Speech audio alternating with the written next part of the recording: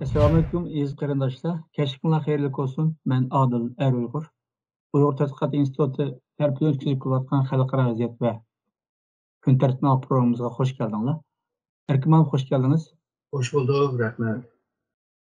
Aziz ko'rmanlar, hammanglar ma'lum bo'lgandek, yani 11 ayning 13 kuni biz uchun intayin muhim bir kun. 1933 yili va 1944 yilniki 13 noyabr kunlari, yani o'xshash bir kunda Sharq Turkiston xalqi o'zining mustaqilligini jakarlab, Sharq Turkistonda Sharq Turkiston Islom Cumhuriyeti va Sharq Turkiston Cumhuriyeti qatorliq ikki cumhuriyatni qurish orqali o'z-o'ziga xo'ja bo'la oladigan va eglik huquqliq bir millat ekanligini, davlat ekanligini butun dunyoga jakarlagan. Shu kundan boshlab bu 13 noyabr kuni har yili biz uchun nihoyatda muhim bir kun bo'lib keldi va tabriklab ve hatırlab kelyapmiz. Amaliyotda bu ikki cumhuriyat bizga qoldirgan meroslari intayin ko'p. Bo'libmi bizningki qadriyatimiz nuqtasidan erkinlikni, mustaqillikni, qo'lga qul bo'lmaslikni, millat bo'lishni, tirishchanlikni, tinimsiz kurash qilishni, emgak qilishni qatorliq nurg'un qimmatlik qadriyatlarni qoldirib ketdi. Biz amaliyotda varis qilish tegishli dal mushu ruh, mushu qadriyat edi.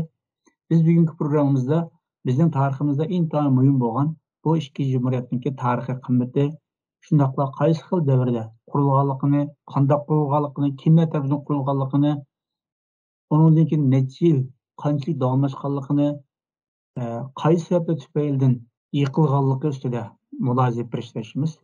Erkimarim oldi bilan bu ikki cumhuriyatning qaysi xil vaziyatda qurilganligini bir so'zlab bergan bo'lsangiz. Aslında Şarkı Türkistan Mançur İmperiyası tarafından işgal kılınan bir rayon. Mançur İmperiyası başta işgal kılınacaktı bu rayonu vassal, yani yakıngan rayon dep kögen. Şununla bu yani çet rayon dep kögen. Çünkü bağlıgan yeri çet devletlerle şukunluğan bir ministerlikle bağlı. Ama 1884'te bu rayonu özününki bir ülkesiga aylandı. Şununla bu davalar 1884'te başlaydı, çünkü toprakını kaydırılış. Yaki bu yerde bir müstakil hakimiyet kuruş şekilde bunu toprakka sahip oluş, özününki otoboğusunun ki kaldırılgan mirasına sahip çıkış. Ama bu Mançur İmperiyası 1912 ayının 14. günü kelgen çağda özününki hukukunu öz vaxtidagi vezirdek bir sıfatı, yani menşik, yani sarayınki yukarı seviyedeki memur. Onunla öküz verildi. Yani sen 5 milletinde bir cumhuriyet kurdu. Biz hukukunu tapşırdık. Şu ceryanın aldığı ve keyinde Sun Yat-sen Xitay'ınki hakimiyetini ilan kıldı. Başta bu umumi tüm bu Mançur İmperiyası'nın zeminini işçiga algan bir cumhuriyetini ilan kılmadı. Yani Cumhuriyet milleti değil, hem de Cumhuriyet ulusu degen gepinde. Onu kuruşga tirişdi. O kurulgandan keyin hem de bununla bağlangan, yani Mançur İmperiyası'na bağlangan Mongollarni hukuk müstakilligini ilan kıldı. 1913'te Tibetler özününki Mançur İmperiyası'na bağlangan ulama o memde özününki müstakilligini ilan kıldı. Şarkı Türkistan'da bu iş başkaça devam kıldı. Yani bu şu Mançur İmperiyası'nın valisi şu Yansımış'ın bir keçidela onundan keyin bu Beijing'de kurulgan, Yuanshikay'ın kurgan hakimiyetiga biat oldu. Biat olgan keyin Şarkı Türkistan onunla biat olgandek oldu. Ta ki 1928'de Sun Yat-sen'in kurgan hakimiyeti ve şundakla o 1925'te öldürdü.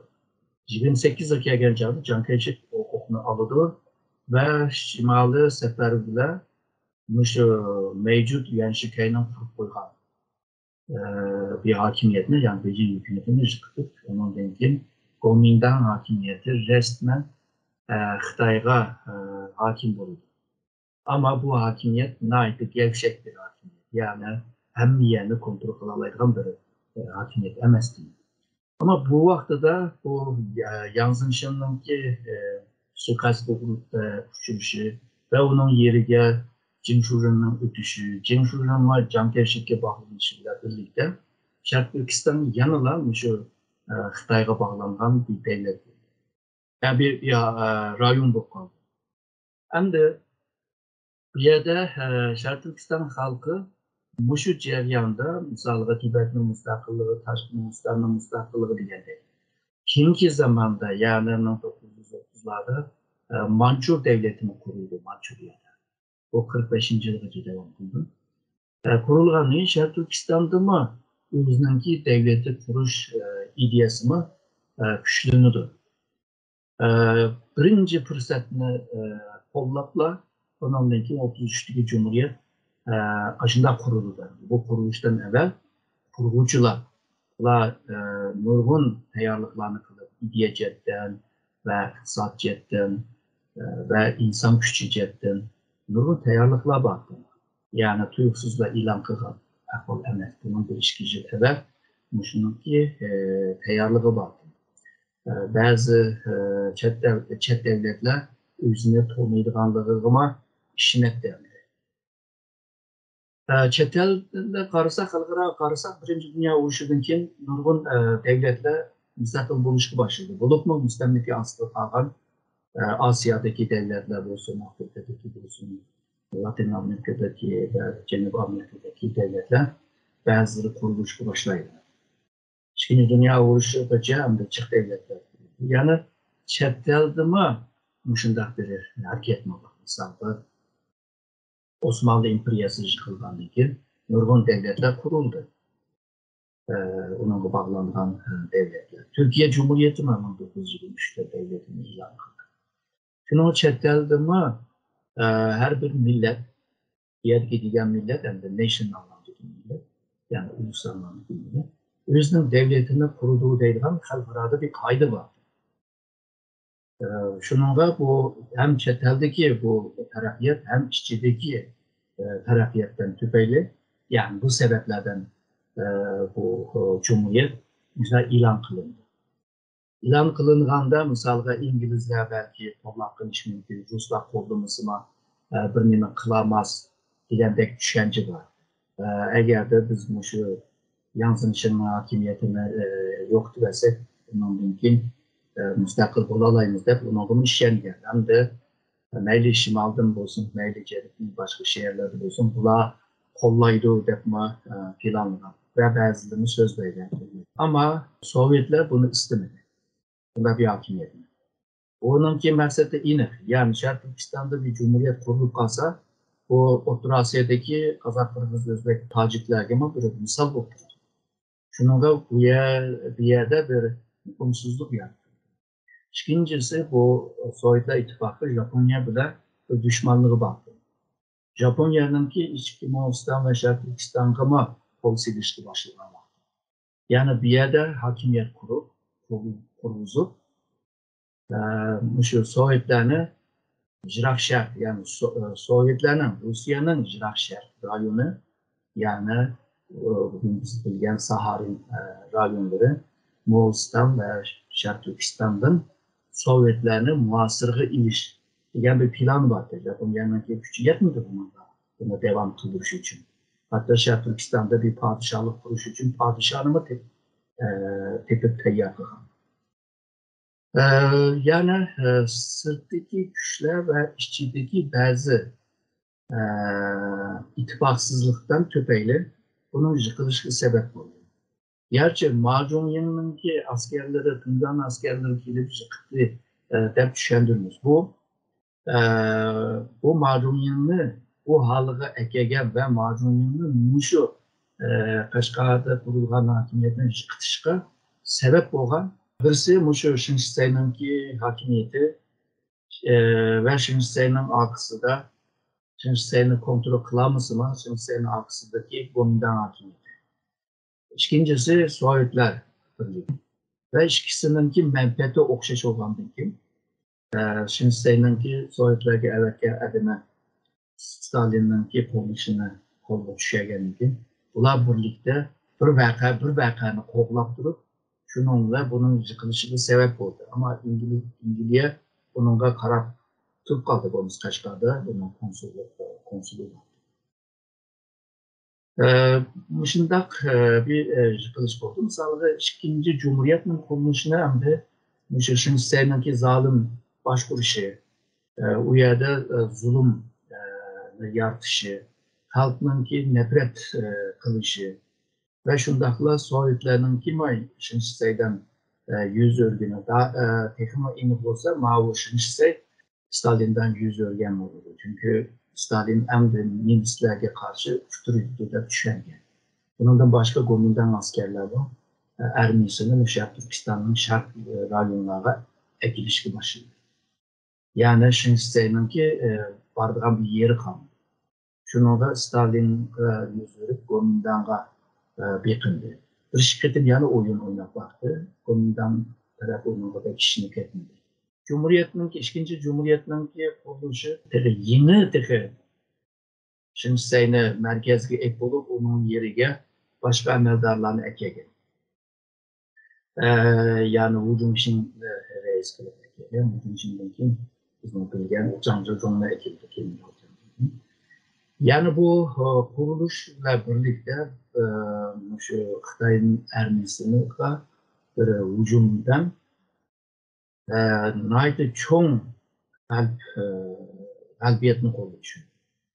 Bu çoğun galbiyet bütün bu ikinci Cumhuriyetning xalqi bo'lsin, armiyasi bo'lsin, siyasi adamları bo'lsin, ularga bir kuch, ishonchi, umid paydo bo'ldi. Çünkü bu rayondaki halk mı Xitayninki muntazam nizami armiyasini mi mağlup kılamaydigan, ularning generalini mi öldüremeyen, tutamaydigan bir ahval paydo bo'lgan bu ishonchi kuchlandı. Bundan keyin bütün Şimal 3 vilayetini algandan keyin o'z oldiga bir hakimiyetni muqimlashtirdi. Bu 4-5 yıl cereyanın içinde şu 3 vilayetteki halk hemmesi şu hür buluşunu, erkinlik hayatını ve özünü başkuralaydıgan, özünün devletini kuralaydıgan bir hayatını yaşadı. Ama yine halklarınınki güçten töpeyli, ulanınki menfaatlerden töpeyli, Rus'nunki Taşkı Moğolistan'ı Xitaydan ilviliş, koparıp ilvilişi ve şundaqla Xitayninki Dalian ve Lyushunda iki port var. Onu işitdi çünkü Ruslarınki ıssıq denizge kiremeydiğen bir ahval var. Çünkü o yerde port yok. Onundaki Mançuriyadaki tümür yollarını işitdi. Degende bu haklarını iliş için Şərq Türkistan'ı ve Komünist Parti'ni kozur kılmışlar.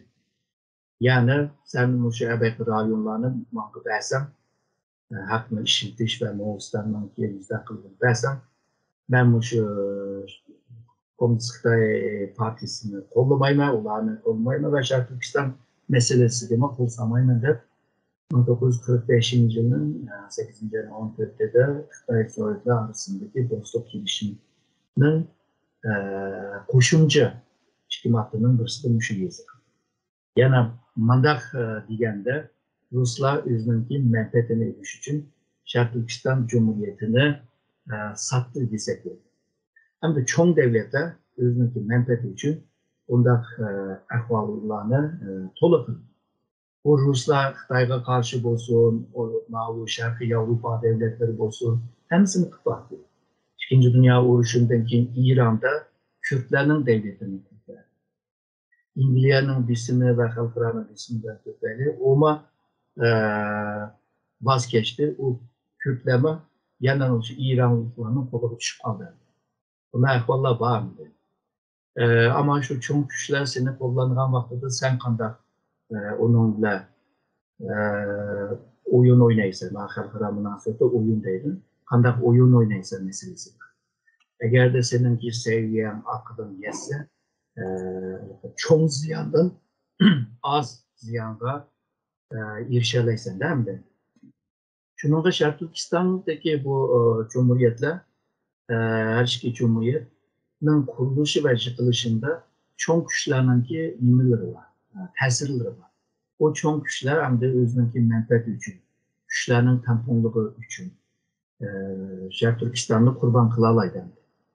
Ondaqda Sovyetler şu olca kurulgan cumhuriyetke bir isim işletiş başladı.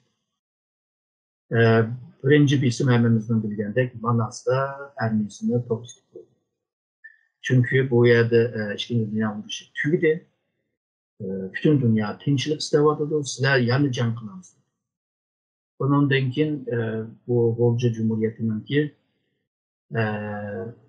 Cenub tarafta terakkiyatlarına vardı. Mesela Aksu'da, ikinci zamanlarda bütün cenuplarda yani böyle yani birleşme hükümeti kurulan ki cenuplarda mı yani tırşıkı mesela Şarkı Türkistan İnkılabı Yaşlar Teşkilatı. Bu Ahmetcan Kasım'ın ki efendinin ki diyen gibi yaparsak bu 300 bindek azası var.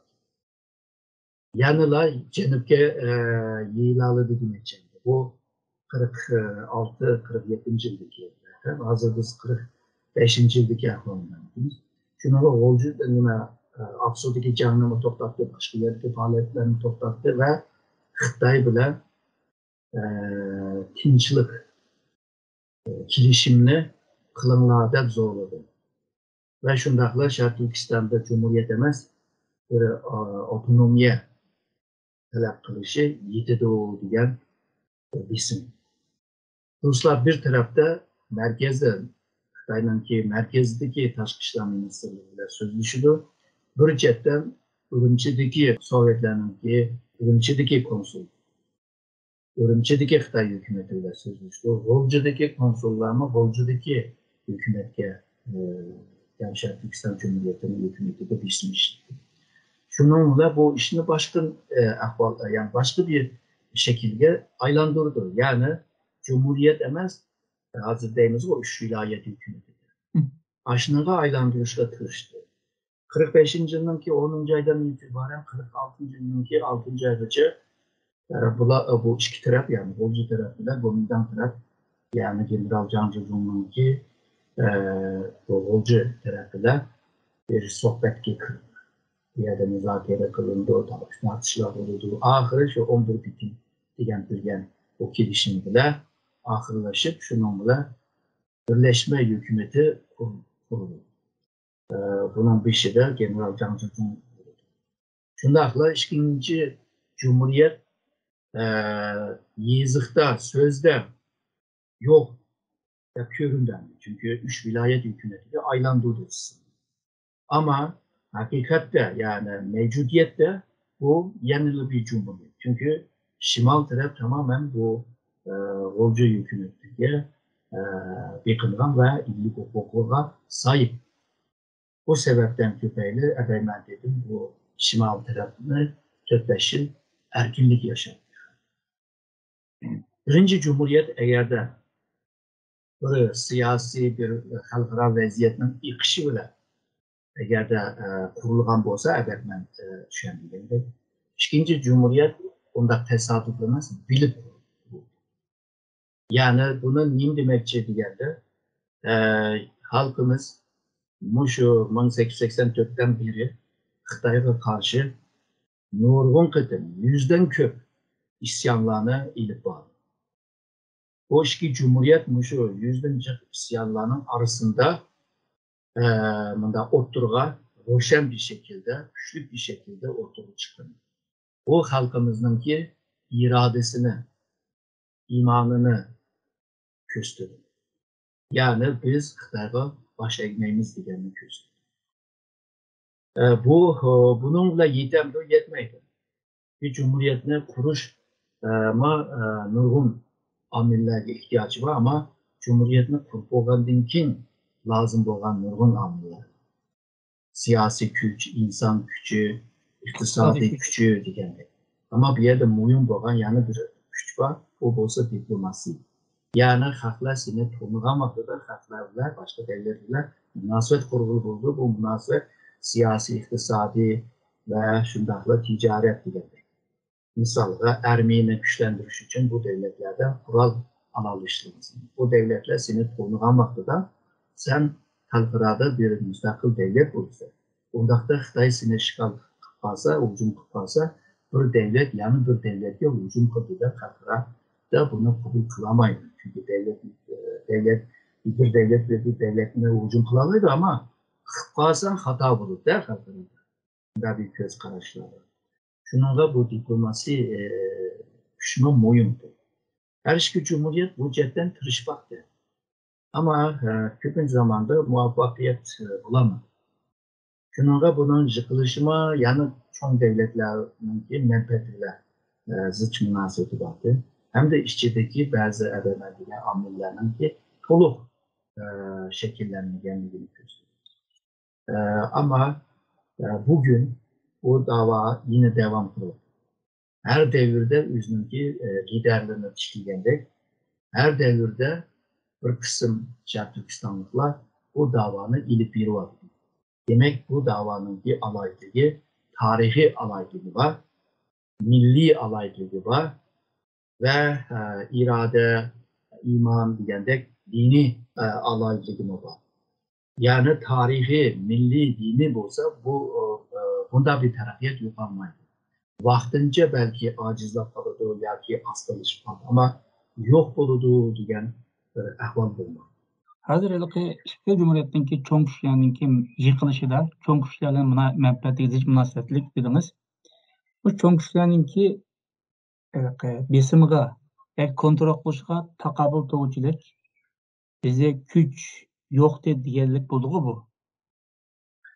Tabii o çoğun güçler degan vaqtida xalqaroniki çoğun güçler. Ular siyasi jihatdan, diplomasi jihatdan, harbiy jihatdan, iqtisod jihatdan, tijorat jihatdan, bilim jihatdan kuchli degan gap. Yani onun için xalqaro kuch bo'la oladi.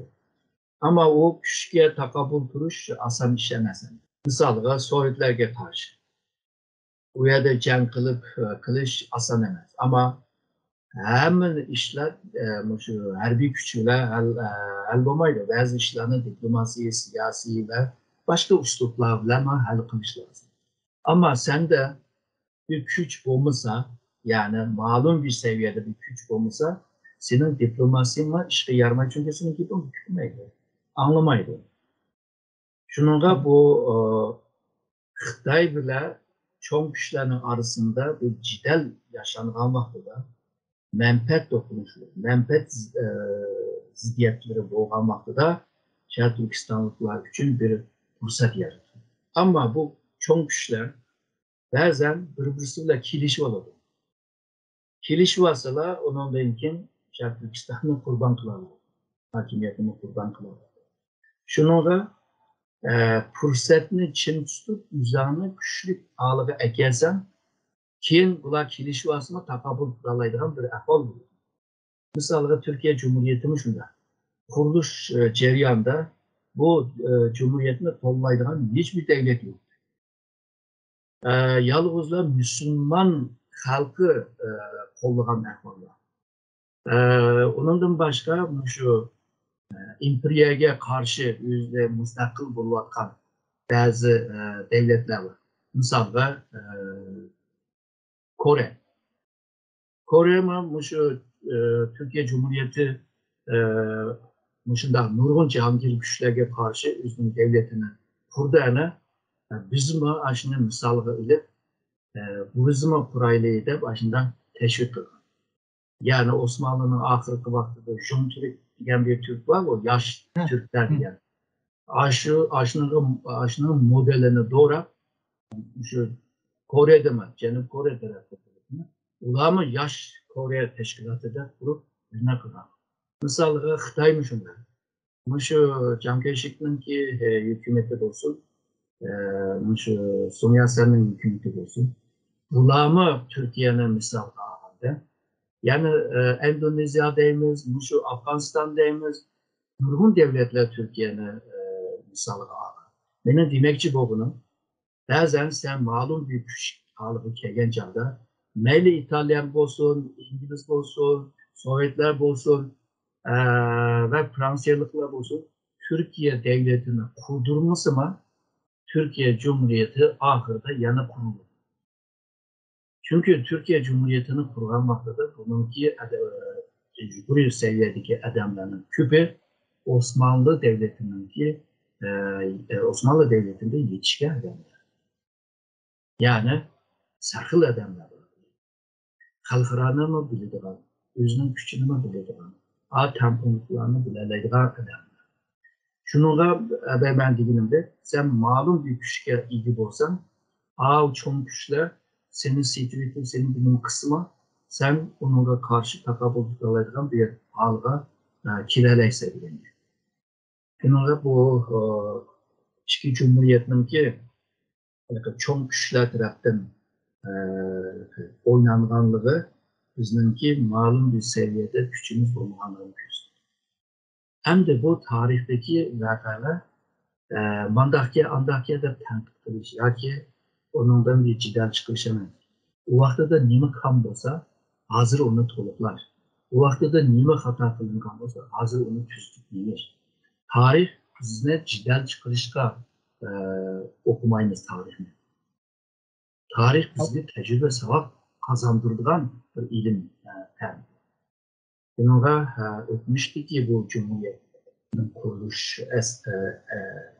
jarayonida nimalar bo'ldi, nimalar bo'lmadi, nima kam bo'ldi, nima xato bo'ldi va nima sababdan, nima taraqqiyot bilan, qanday vaziyat bilan bunday bo'lib qoldi deganini aniq bilgan vaqtda bugungi shu vaziyatni fursat qilib tutib olamiz va nurg'un ishlarni qilib bo'ldi deb o'ylayman.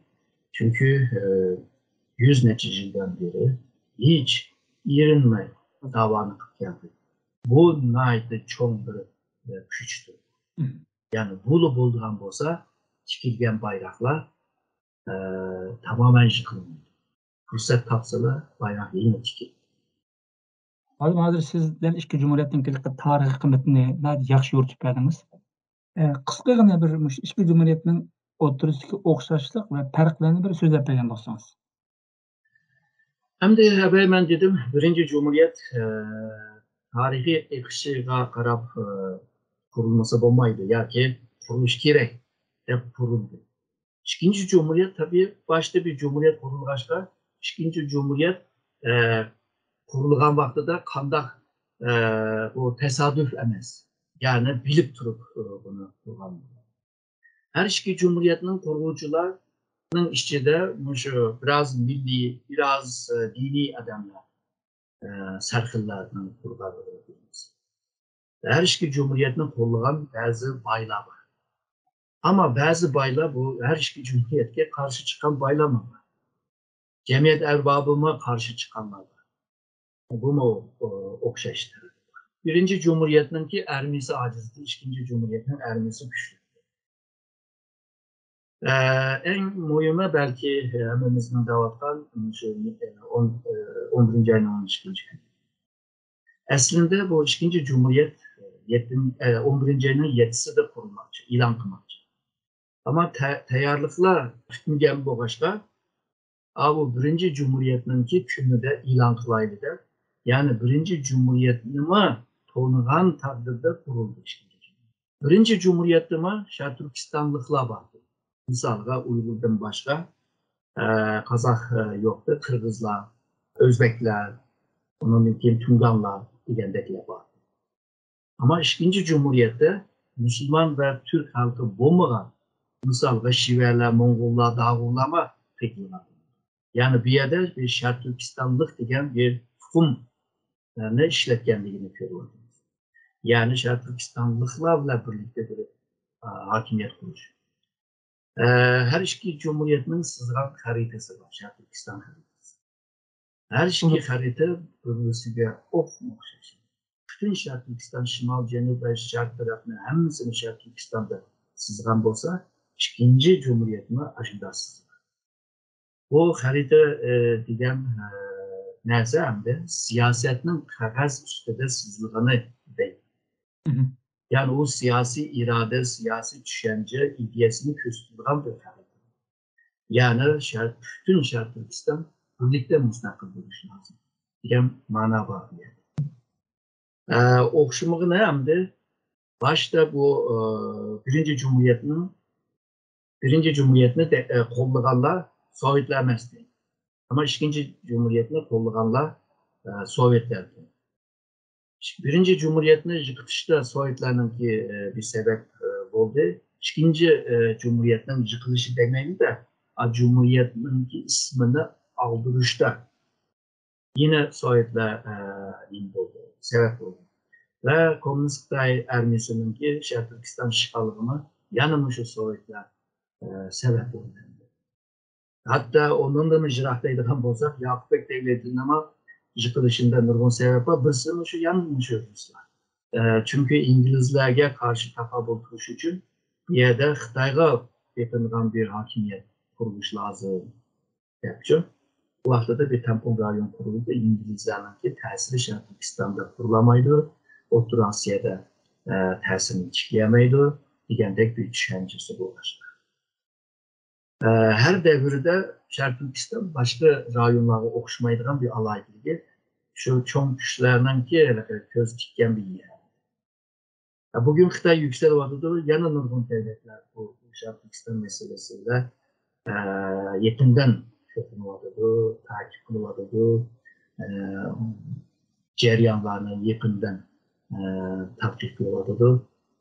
Demek ki bunun din kim var yani bu Şərq Türkistan hekimiyeti yanılı bir tarafı yine halkırağa bağlı ama bir yerde bir nesli müddet ötebide hata düşünmesi için biz Şərq Türkistan'ı tədqiq qılğan çağda, yəni ki, analiz qılğan çağda, təhlil qılğan çağda 3 katlamda kılış. Birincisi Şərq Türkistanlıqlarının Şərq Türkistanı. Bu bir katlam. İkincisi Xitayının Şərq Türkistanı, yani Şincan'da. Üçüncüsü dünyanın Şərq Türkistanı. Biz bu 3 katlamda tahlil qılğan çağda Şərq Türkistan'ın siyasi ceryanlarını qandaq misal Cumhuriyet qandaq qurulğanlarının, nurgun isyanlar qandaq payda bolğanlarının, bu isyanlar qandaq bastırılğanlarının, Cumhuriyet qandaq yıkılğanlığını yıkımı iniq biləlim. Qançilik iniq biləlisək, şunçilik da tayarlıq olamayız. Yani ben tola halkara güç diyen vaxtıda o dünyanın Şərq Türkistanı o noktadan söz ettiğini, Şərq Türkistan'ın işçileri turup Şərq Türkistan'ın tahlil kılıyor. Xitay cəhdimi, misal Xitay Şərq Türkistan'a neymi üçün bunda baş kaldırdı? Çünkü Xitay'nın ki terakkiyeti bile, Xitay'nın çoğun devlet buluşuğa, Cihangir devleti buluşuğa sebep bu. Xitay misalga, Xitay tarihi qaraydigan bolsak, yoki Xitay tarihi demeyi de Xitay'da kurulgan hakimiyet. En çoğun Xitay tarafında vardı bu hem de bu doğru emas. Tarih boyunca 4 çoğun sülale var. Birisi Hunlar vaxtidagi Han sülalesi, birisi Hunlar vaxtidagi Tang sülalesi, üçüncüsü Mongol Kubilay'ın kurgan Mongol devleti, dördüncüsü Mançur İmperiyası. Bunun sırtında Xitaylar özünün tarihini mılmaqdısını bu 4 devletçilik kudreti gelir. Dikkat kıldığın bolsa bu 4 devlet, 4 sülale Şərq Türkistan'ı işgal. Şərq Türkistan'ı işgal kılgaçka yiyilalığa. Şərq Türkistan'ı işgal kılalıgaçka şimaldan kildiğen güçke takabül tutarlığa. Ve Jiang Chen'nin kimi Şərq Türkistan'da birip, Orta Asya'da birip, bu yerdeki devletlerini Hunlardan ayırıp üzge tartışının sebebi Hunların 10 kolunu kesiş stratejisi. Yani muşunda yazıldı tarihte. Şununla Şərq Türkistan'ı tatqız koygan Xitay, ben digende 26 sülalenin içinde şu 4'ü aran bir çoğun devlet insan. Kalan 22 sülale çoğun devletke insan koydu. Olmayın çünkü bunlar Şərq Türkistan'ı işgal kılanlar. Yani manda digen çağda Şərq Türkistan'ın ki ahvalı, meyli qanda bir ahval olsun, Xitay'ın ki kelgüsünü belgileydiğen bir orun. Şununla bu Xitay biyege köngül bölüdük, baş qatırdık, yani qolga tushirishga tirishdik. Bu yerdagi xalqlarga zulm ilib bordi, bu xalqni yo'qotishga tirishdi. Ama Türkistanlıklar bu zulümge, bu biçimge karşı meyli Mançur imperiyası olsun, meyli Komintern hakimiyeti olsun, meyli hazırki komünist hakimiyeti olsun, bunlara takabül tutarlaydıran bir irade ve imanga ige. Ama evet ötüm iman ve irade mühim. Ama onun yine de bazı şaraitler buluş lazım, fırsatlar buluş lazım ve sahip olan güç lazım. Bu güç yalnızla bilim gücü, akıl gücü, manevi güçlerimiz, şundakla teknoloji cepte, kural cepte ama bu güçler buluşlar. Bu güçleri umumi şekilde görmek lazım. Bu şu sebeple hemisi bir yere geleceğinde, bir yerde elbette küçük çıkanda, onun denkin güçlük buralardı. Bu cepten diyen çağda Şarkı Türkistan halkı burungu kırgan çağda meyli bilim seviyesi bulsun, meyli an seviyesi bulsun. Yani insan gücü değil. Şöyle bir yüksek bir yer geldi. 100 yıl evvel bunçilik âli mektep tekerden yok. Bunçilik magister doktora okuyan adam yok. Ama bugün var. Şununla her daim bir umut ile karşı lazım. Birinci Cumhuriyet'in kuruluşu bizge bir ümit peyda kıldı. Bizge bir irade ve güç peyda kıldı. Böyle illik hukuka sahip olup böyle bir hakimiyet aslında yaşarlaydıran bir ümit mi verdi. İkinci Cumhuriyet olsa bunu bu düşüncenin mukumlaştırdı. Yani tekma işençilik emniyetke aylandırıldı. Üçüncü Cumhuriyet tabi yani tekma mukum alığa ekledi, namayan kıldı. Şununla bu halkımızın ki serhilleri davanı toktatmıyor. Üzülüksüz. Devam kılışının sebebini elbette iki Cumhuriyet ve yüzden köp isyanının ki yaratan neticesidir. Malum şu iki Cumhuriyet'ten de siz kıskırın şu ulus devlet noktasını bir izahlap bergen bolsanız. Aslında her iki Cumhuriyet millet etnik isimde devlet kurmadı. Her iki Cumhuriyet birisi Şarkistan İslam Cumhuriyeti olsa birisi Şarkistan Halk Cumhuriyeti. Ama hemisi Şarkistan hükümünü işledi. Şarkistan hükümünü işletiş bütün Şarkistan halkı Xitaydan başladı. Bütün halkını bir isimnin aslında, bir kimliğinin aslında bunlarını jığıp kuruş. Bu düşüncenin ki menbesi Fransa'nın ki inkılabı var 1780. Bu inkılaptan keyin dünyada bir yeni bir devlet modelini yarattı. Yani burun halkla padişahının ki halkı bolgan bolsa, bundan keyin devletinin halkı ve bizden dağıtan virajlar, yani vatandaş. Bu hükümle yarattı. Ve bu zeminde, bu toprakta, bu hakimiyette yaşayanlar hemisi bir kimlikte. Bu kimlikin ismine nation dep attı. Her türlü. Hem de bu Türkiye bunu ulus dep attı. Ulus degen kelime bizimki kadimki Uygur halkı işletken bir hükümdür. Yani ulus. Ki Mongollara öteydi. Mongollardan tekrar Türkiye'ye mi? Türkiye mi aşı ulus ne? Aşı nation'ın karşılığında işletti. Ama biz hemisinden millet ve milli de tayin ettik. Mesela ulus devletini yani nation devletini milli devletler tercih ettik. Ama milli kelime yani etnik bile bağışlar. Bazen bu hüküm birbirine aralışıp geçken olmagan diyor. Yani Birinci Dünya Uğraşı'ndan keyin bir hüküm yaratıldı, bir kaide yaratıldı. Bir nation yani bir ulus, bir devlet. Yani başta devlet kurman desem bir nation buluşu lazım, bir ulus buluşu lazım. Şarkı Türkistan'daki bu çoğunlar, iki cumhuriyetin kurucular, hazırkın ben degen hükümlerini biletti. Bilgeçke bir küçük bir yeğenin ismine, mesela Kumul Cumhuriyeti de atmadı. Yani bütün Şarkı Türkistan'ı Kumul isimleri atmadı. Tanrıdağ'da atısını buldu yani sembol olarak ama o oturdu ki. Ama Şərq Türkistan, yani teritoriya ulus düşenci bile, yani teritoriya nation düşencisi bile bunu oturup koyduğunu hemimiz düşendik bu aslında bir ulus devlet bunlar. Ve ebe ben dedim Cumhuriyet'in içinde Şərq Türkistanlıklar, yani Uygurlardan başka milletler. Bunlar bile birlikte hareket kıldı, birlikte kurdu ve Xitay'a karşı. Meyli 34'te Hoca Niyaz reisinin ki İngiliz padişahlığı yazılan xitede olsun. Biz Cumhuriyet kurduk, Xitay hakimiyetini kurmayız. Meyli bu Alihan Töre 1944'te Cumhuriyetini ilan kılgandan keyin hükümetin ki Ötkünçü hükümetinin birinci beyannamada 2. maddesinde Şərq Türkistan müstakil bir devlettir. Tanımayınız dedi. Tabi ben diyen harita. Hemmisi şu teritoriya ulusçuluk bir düşünce. Bunun için etnik bile bu ulusunun ki arasındaki fark, yani ulus devlet kurmak için.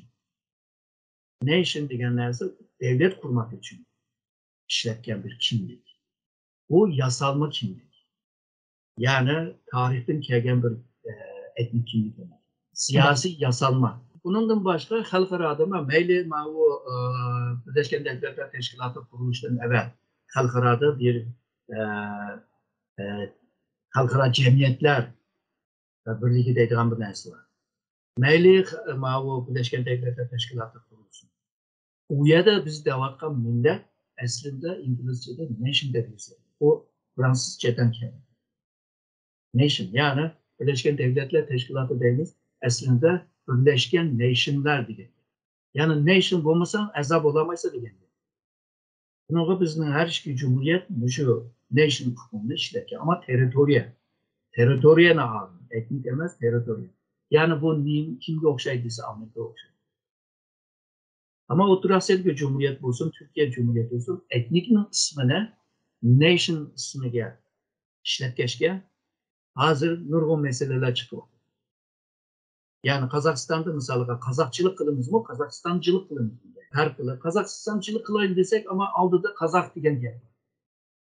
Şunun haklarını hayır kılış, kıyım bu. Türkiye'de mi şunda? Türk değil. Ama işte de Yahudiler var.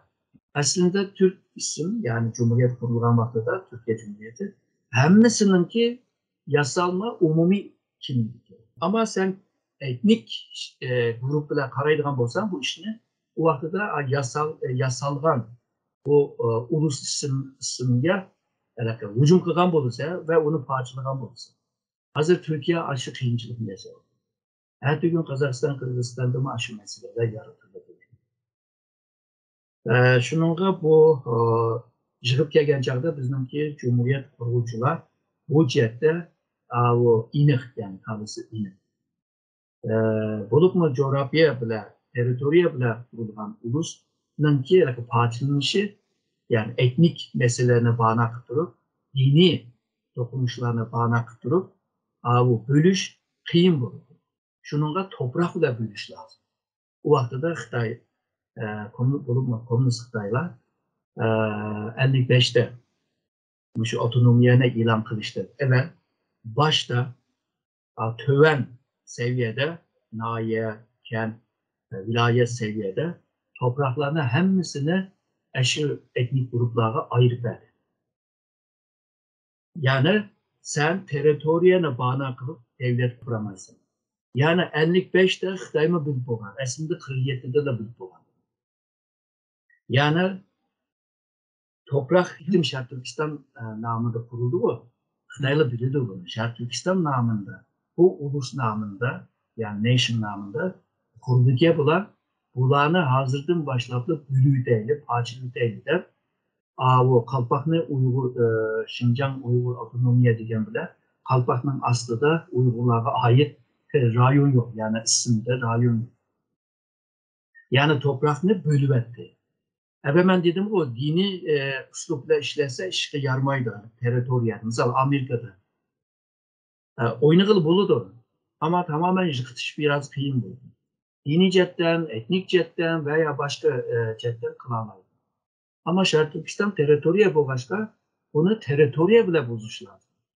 Hozir mana Qozoq oblasti, Qirg'iz oblasti, Tugan oblasti, nima nahiyasi bor. Ondan keyin Mo'ng'ul oblastlar, nurg'un oblastlar bor. Albatta.